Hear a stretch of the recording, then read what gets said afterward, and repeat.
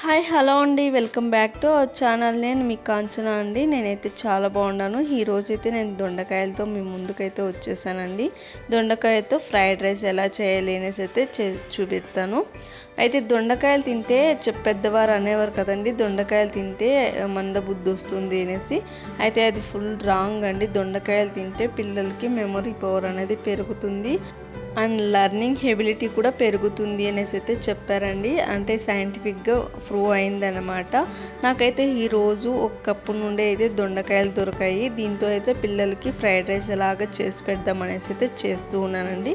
ఇంకెలా చేయాలో ఇప్పుడైతే చూసేద్దాము. స్టవ్ మీద ఇలా పెనం పెట్టేసుకొని అందులోకి కాస్త 4 to 5 టేబుల్ స్పూన్ అంత ఆయిల్ వేసుకొని జీలకర్ర చిటిపట్లాడిన తర్వాత ఇక్కడ శనగపప్పు అలాగే పెసరపప్పు వేసుకున్నానండి. ఇవంతా బాగా వేగిన తర్వాత ఉల్లిపాయలు వేసుకుందాము. నేను ఇక్కడ దొండకాయలను అయితే సన్నగా చీలికలాగా కట్ చేసుకున్నానండి.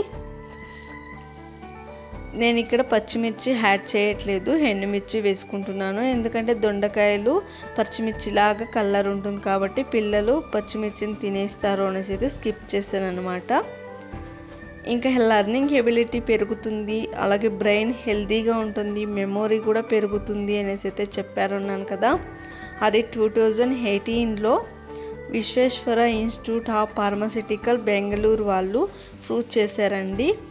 ఇంకా ఇది పిల్లలకి చాలా ఉపయోగపడుతుంది అనేసి. ఇంకా ఇప్పుడు దొండకాయలు కూడా వేసేసుకొని బాగా మగ్గించుకుందాము. దొండకాయలు వేసిన తర్వాత మనం ఇలా ఒక్కొక్కసారి కలిపేసి మూత పెట్టేసుకోవాల్సి ఉంటుందండి. ఇంకా నేనైతే చెప్పాను కదండి, దొండకాయలు తింటే యాంటీ ఆక్సిడెంట్స్ అయితే 2 ఉత్పత్తి అవుతాయి అనేసి. అవేంటి అంటే గ్లూటాథిన్, సూపర్ ఆక్సిడెంట్స్, డిస్మిస్టేజ్ అనేవి 2 ఉత్పత్తి అవుతాయండి. ఇప్పుడైతే మనం పల్లీలు అయితే బాగా వేయించుకున్నాం కదండి. 2-3 లవంగాలు కాస్త చెక్క వేసి మిక్సీ పట్టేసుకుందామండి. మిక్సీ పట్టేసిన తర్వాత ఇలా తీసి చూస్తే ఇలా ఉంటుంది. ఇప్పుడు ఒకసారి కలిపేద్దాము. ఈ 2 బాగా మన బ్రెయిన్లోకి ఉత్పత్తి అయ్యి మన బ్రెయిన్ సెల్స్ అనేవి డ్యామేజ్ కాకుండా మన బ్రెయిన్ అయితే బాగా హెల్తీగా ఉండేట్టుగా చూసుకుంటాయండి. కాస్త పసుపు వేసి కలుపుతూ ఉన్నాం కదండి. ఇప్పుడు ఒకసారి కలిపేసి మూత పెట్టేద్దాము. మూత పెట్టేసిన తర్వాత ఒక 5 minutes అలాగే వదిలేసి సిమ్లో పెట్టేద్దామండి. ఇప్పుడు తీసి చూస్తే దొండకాయలు అనేవి బాగా ఫ్రై అయిపోయి ఉంటాయి. ఇప్పుడు ఒక స్పూను గరం మసాలా వేసుకుందామండి.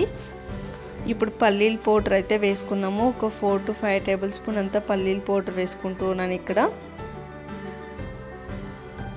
పల్లీల పౌడర్ వేసిన తర్వాత నేనైతే వాటర్ అయితే యాడ్ చేయట్లేదు, అలాగే కలిపేసుకుంటూ ఉన్నానండి. వాటర్ యాడ్ చేస్తే లంచ్ బాక్స్లో పెట్టినప్పుడు స్మెల్ వచ్చేస్తుంది, అందుకోసమే నేను ఇక్కడ వాటర్ అయితే యాడ్ చేయట్లేదండి. ఇప్పుడైతే మనకి కావాల్సినంత రైస్ వేసి బాగా ఒకసారి కలిపేసుకుందామండి. నేను ఇక్కడ మా ఆయనకి, మా పిల్లల లంచ్ బాక్స్కి, మా పిల్లలు తినడానికి కూడా ఒకేసారి వండేస్తున్నాను. ఇంకా రైస్ అంతా యాడ్ చేసిన తర్వాత ఒకసారి స్ప్రెడ్ చేసి ప్లేట్ పెట్టేసి ఒక 2 minutes అలాగే వదిలేద్దాము. ఇంకా ఫ్లేవర్ అనేది బాగా పడుతుందండి రైస్కి అనేది.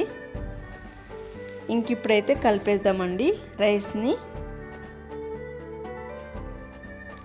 చెప్పాను కదండి, యాంటీ ఆక్సిడెంట్స్ అయితే 2 ఉత్పత్తి అవుతాయి. అవైతే మన బ్రెయిన్కి అయితే బాగా హెల్ప్ చేస్తాయి అనేసి. మనమైతే దొండకాయని నూనెలో వేసి బాగా ఫ్రై చేసుకుంటాం కదా, అలా అయితే చేసుకోకూడదండి. ఇలా క్రంచీ లాగా ఉండేలాగా చేసుకుంటే ఇందులో ఉన్న పోషకాంశాలు ఏమి వెళ్ళిపోకుండా అలాగే హెల్తీగా మనకైతే దొరుకుతాయండి. అందుకే మీరెవరు కట్ చేసి అలాగే నూనెలో వేసి ఫ్రై చేయొద్దండి, అందుకోసమే చెప్తున్నాను. ఇంకా మన పిల్లలకైతే మెమొరీ పవర్ అనేది పెరగడానికి ఈ దొండకాయలు అనేవి బాగా ఉపయోగపడతాయి. మీరు కూడా ఎక్కడన్నా దొరికితే మీ పిల్లలకి తెచ్చి చేసి పెట్టండి.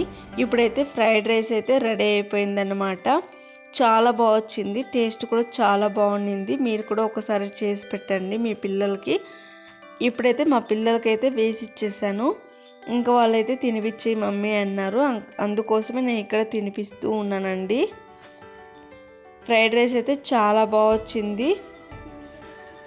పిల్లలకి లంచ్ బాక్స్కైనా లేదా మధ్యాహ్నం భోజనానికైనా లేదా ఈవినింగ్ స్నాక్స్ టైంలో ఏదైనా తినాలి కారంగా అన్నా ఇలా చేసుకుంటే చాలా బాగుంటుందండి.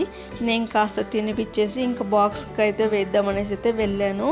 ఇంకా మా పిల్లలిద్దరూ ఒకరికొకరు తినిపించుకుంటూ ఉన్నారండి.